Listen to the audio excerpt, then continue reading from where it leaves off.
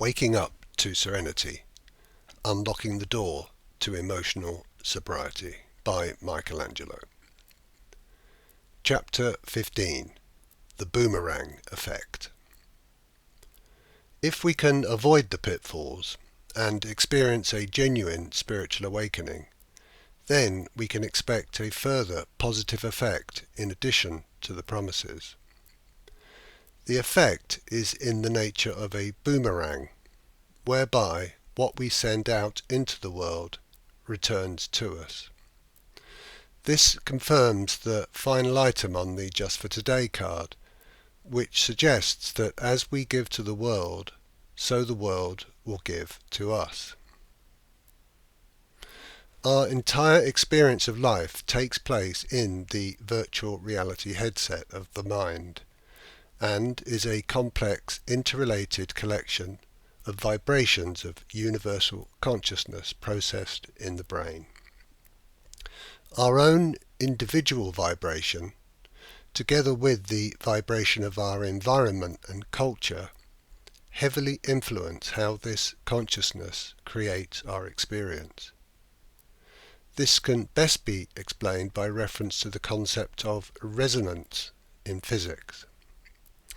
Resonance is a phenomenon whereby a vibrating system or external force drives another system to oscillate with greater amplitude at specific frequencies.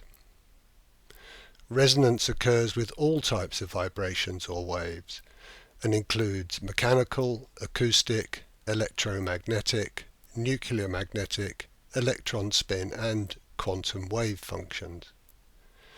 Basically, the concept is that vibrations from one origin can impact vibrations in seemingly unrelated objects, energies, or systems. A well-known example is the ability of a human voice to shatter a wine glass, but there are countless others. Once we understand that the whole of creation is a perpetual movement of universal consciousness, then the concept of resonance across different aspects of manifestation makes perfect sense. This includes the vibrations of our own minds. The vibrations of an individual human being therefore have a tangible impact on its own experience and also on the energies and systems in the environment. Thought really does have the ability to change apparent reality. This notion of resonance appears in some spiritual literature as the law of attraction. The understanding is summarized as that which is like unto itself is drawn, or more simply, like attracts like. Numerous authors have written on this subject, but my favourite quote is from Charles Haanel in The Master Key System from 1912, where he writes, quote, "The law of attraction will certainly and unerringly bring to you the conditions, environment and experiences in life corresponding with your habitual, characteristic, predominant mental attitude." Close quote. The simple application of this idea is in the realm of positive thinking, but I would also suggest that the subconscious level of mind also plays a key part. Basically, we may try to think positive thoughts, but somehow these can be outweighed by a deeper negative personal mindset. This leaves us trapped in a negative experience of life, however hard we may try to think ourselves out of it. Even with positive thinking and determination, we will still be prone to the vibrational influences of the subconscious mind. Any practical solution to suffering, therefore, needs to address what Haanel calls our habitual, characteristic, predominant mental attitude. This implies going beyond our conscious personal ego mind and moving self-identity increasingly towards universal consciousness. The movement of identification from cushion 1 to cushion 3 is a gradual process of transformation or metamorphosis. It starts by firstly allowing the process to begin. This allowing is essential because transformation cannot happen without our cooperation. The resulting change is not an event, but is instead a natural process that unfolds over time. Such change takes place through the increasing absence of personal self-centeredness, and hence is not an achievement of the ego mind.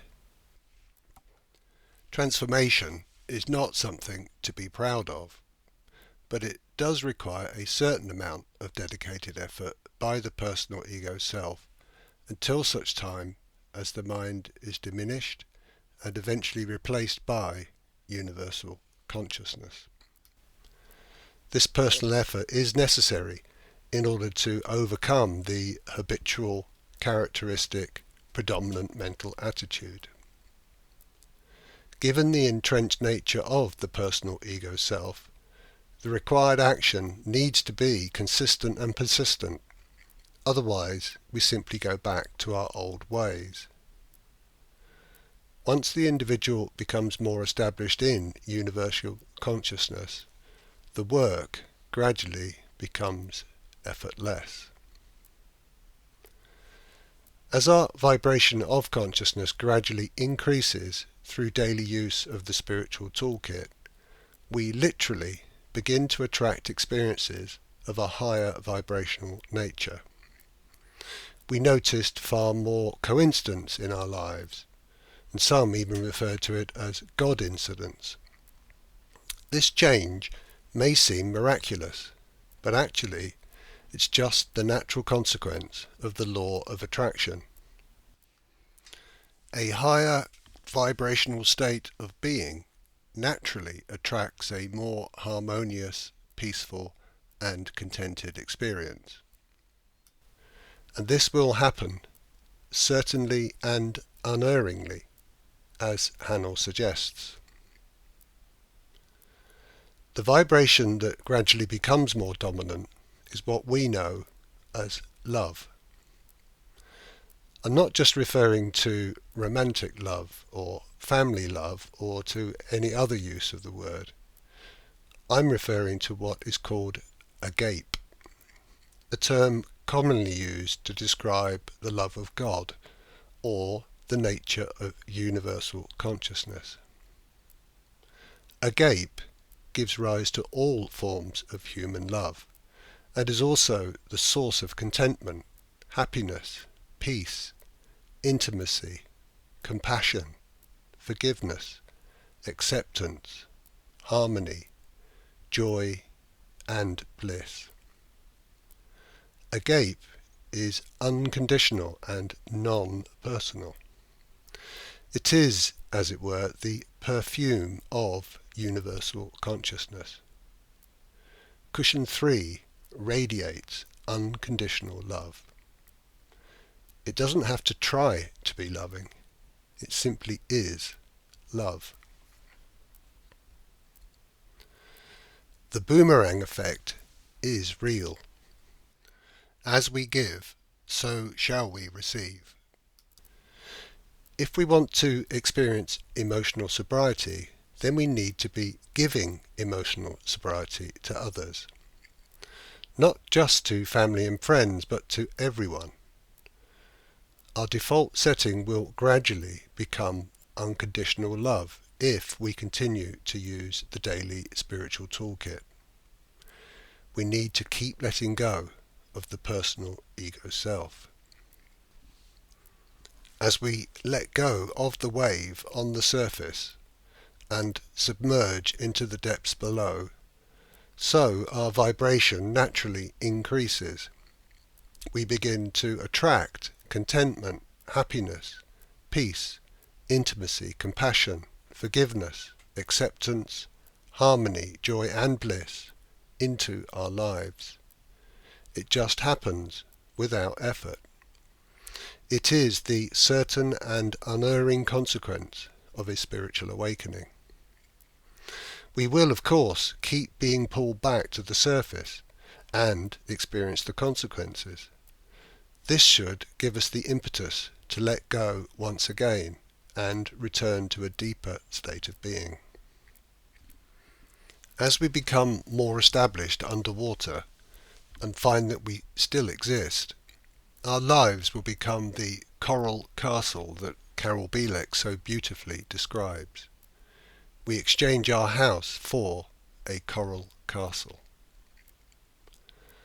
Likewise, on page 276 of Alcoholics Anonymous, it says, quote, "In return for a bottle and a hangover, we have been given the keys of the kingdom." Close quote. Well, this way of being in the world is the great reality that we find deep down within. This is the unsuspected inner resource. Hell exists on the surface, but the kingdom of heaven is within. Heaven is a state of being, and it is our own true nature. If we are truly willing to let go, then all will be revealed.